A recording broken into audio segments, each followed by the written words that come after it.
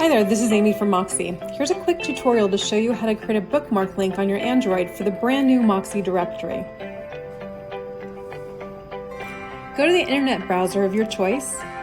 Simply click on the browser icon, enter in the website of the new directory, which is app.moxeyusa.com, and press enter. Once it loads up in the bottom right-hand corner of your screen, click on the button with the 3 lines on it. Select Add Page To, then Home Screen, and then Add. Click on the button that takes you back to your home screen.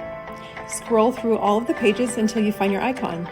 The Moxey icon is now on your screen, and you can use this link to do everything from searching for members to do business with, to checking your balance, paying members, and taking payments.